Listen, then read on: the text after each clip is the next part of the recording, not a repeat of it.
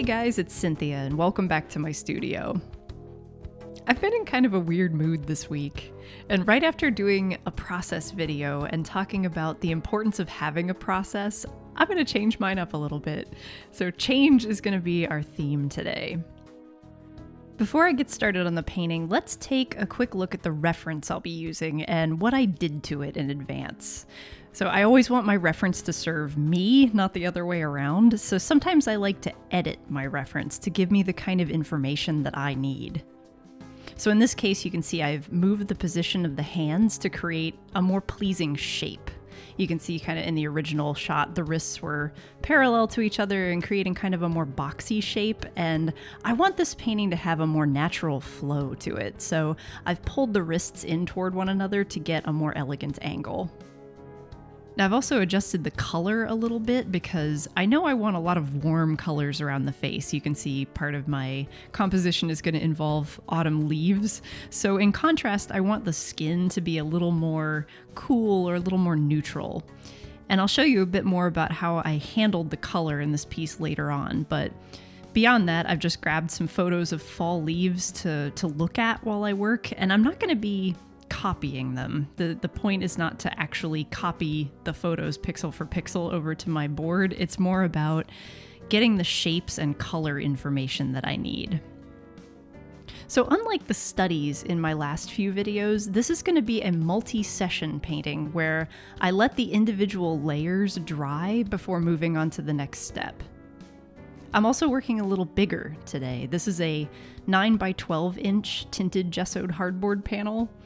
And I'm still using the same palette that I used for my studies, but with one addition. I brought in some cadmium red for the final layer. And for my medium, I'll be using the Distillate of Unicorn's Tears, otherwise known as Liquin.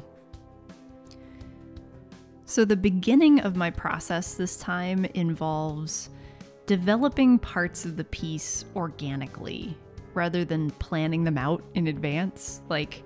It's more abstraction than I typically use in my work, and this isn't a process that I would want to use for a client piece or something because it's more uncertain.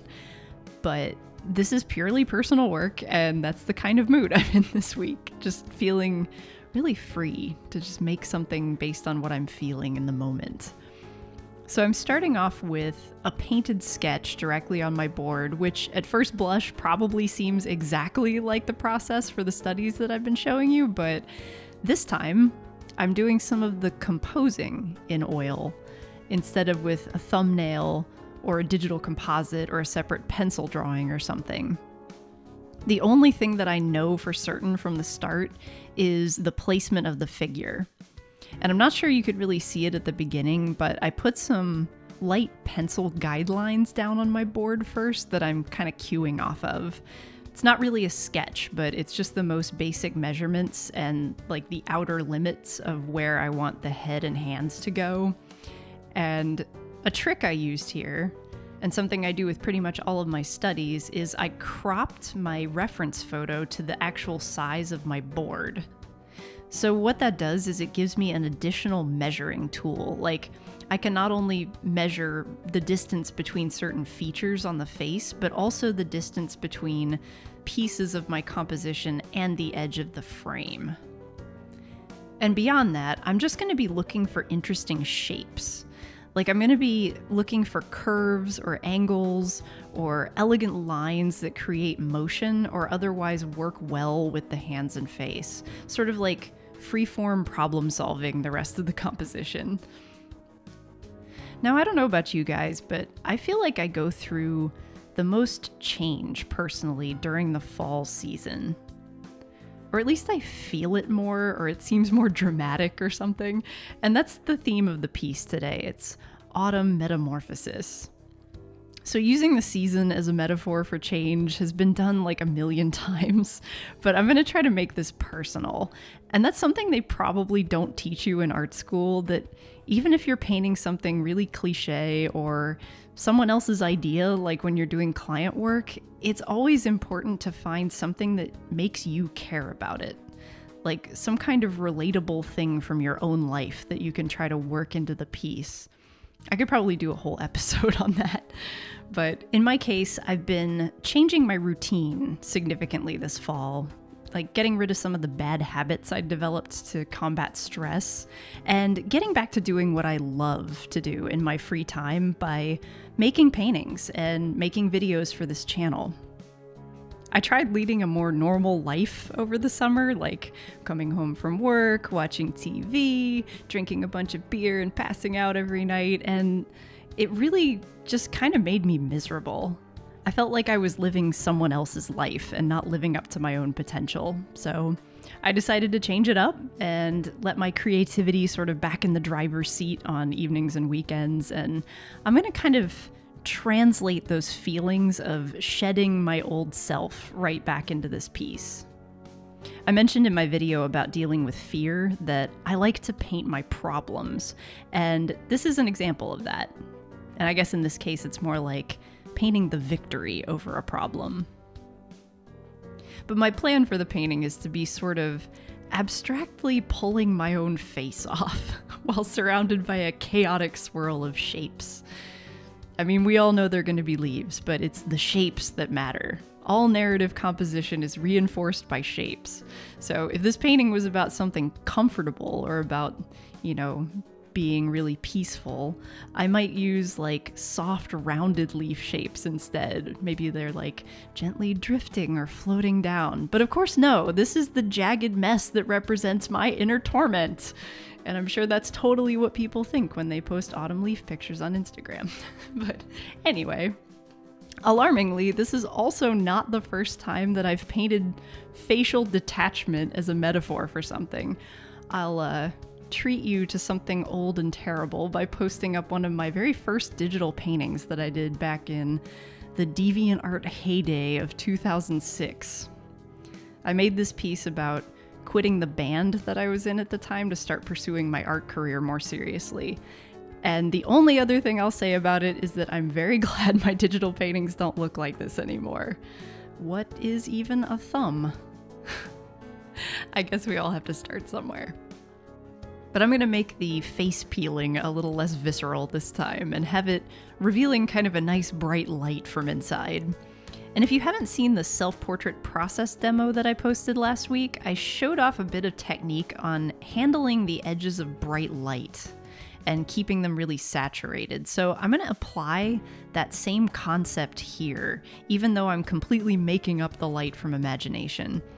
And I'm also intentionally going to keep the light very bright from early on, even in this early layer, so that I can keep that hottest core of it from getting muddy later on. So you can see the first sketch layer really starting to take shape at this point, and this is essentially an underpainting, even though I'm not using just one or two colors like a traditional underpainting. In fact, I'm not really worrying about color yet at all, just starting to block in some values and getting down the placement of the shapes and laying all the groundwork so I can move on to color in the next session.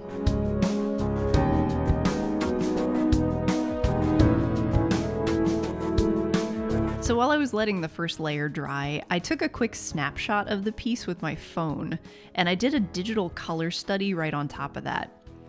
When I don't have enough color information in my reference, this is a really excellent way to give myself a roadmap to the final color that I do want. And I'll show you all the various layers that I played around with here. These are all the different steps that I went through to finally find the sweet spot where I started to pull some of those neutrals into the background to contrast all of the saturated reds and oranges in the swirling leaves. If I'm unsure of any decision on a traditional piece, or if something feels off about it, taking a snapshot of the work midstream and messing with it in Photoshop is a really cool trick to be able to try things and not be committal about them on the actual painting. It's the same way I plan out rooms in my house, so I don't actually have to break my back lifting heavy furniture and then realize it doesn't work. It's one of the amazing benefits of the flexibility of digital media, like even if you're a traditional artist. So let's bring this back around to the topic of change and the overarching theme of this channel, which is artistic growth. Now, I genuinely do believe in developing and relying on a process when I want my work to be consistent, but we also have to experiment every now and again and try new things in order to grow. And sometimes that experimentation can take us to wild extremes, like when we try out a new medium or try to work in a completely new style for the first time. Like, those things have value and they can be good learning experiences. But I'd say that all of my real growth spurts, like the ones that really had a lasting impact on me, have come from consciously changing one thing that I was doing at a time. I'll give you an example. So in late 2012, shortly after I posted my first video of this channel for the Omens piece, I wanted to get a better idea of what the trends were across my work. And looking at your work as a collection can give you some insights about it that you can't really get looking at each piece individually. So what I did was I made a Photoshop file, and then I put in like hundreds of little thumbnails of every finished piece that I'd done up to that point, since 2005, when I kind of started getting into digital painting. And I had a shocking revelation. I was so surprised to see how saturated my paintings were overall. And it wasn't just that I was using a lot of bright color, it's that I wasn't balancing it with anything. Like, in general, I just hadn't been paying enough attention to my palette choices, and my warms and cools and things like that were sort of starting to go full double rainbow. So, as a result, I'd sort of been accidentally beating my viewers in the face with color all this time, and I noticed that my favorite pieces, or the outliers that I thought were the most successful at the time, were the ones where I hadn't done that. They were the ones where there was a balance of that saturated color with grays and neutrals that let them be remarkable against something.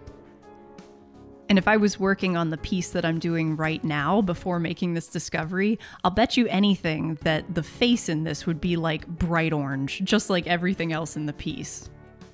So that was the moment that I made a conscious decision to just focus on my palette and getting more balanced color in my paintings, and everything else about my process at the time stayed exactly the same for the moment. Like, I just focused on my color choices. And this is what happened in 2013. Even just that one decision had a pretty significant impact on the tone and quality of my work overall. And after I had sort of integrated that choice into my work, I focused on getting better reference. And then after that, I tried new brushes and new mark making. And then after that, I made an effort to be conscious about my edges, and so on. It's those singular decisions that were the ones that really stuck with me and had a slow and dramatic impact on the evolution of the look and feel of my art.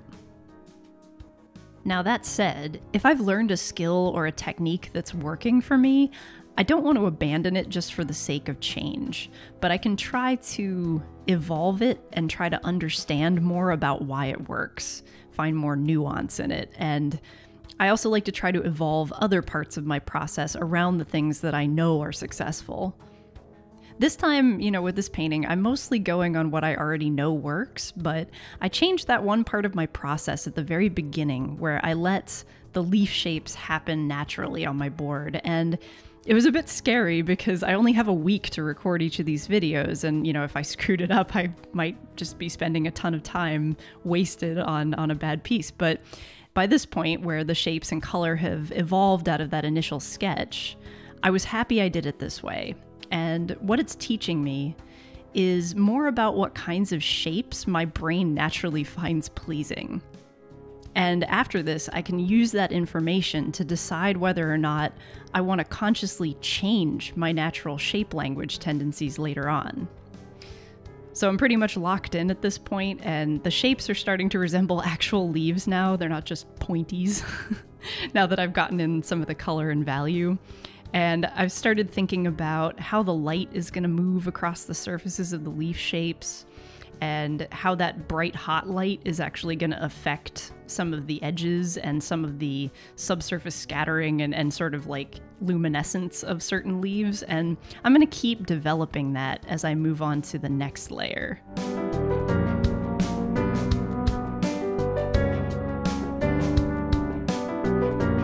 At the start of the second layer, what you were looking at is I was glazing on a lot of those deep reds and yellows with some medium added to keep the darker values underneath intact.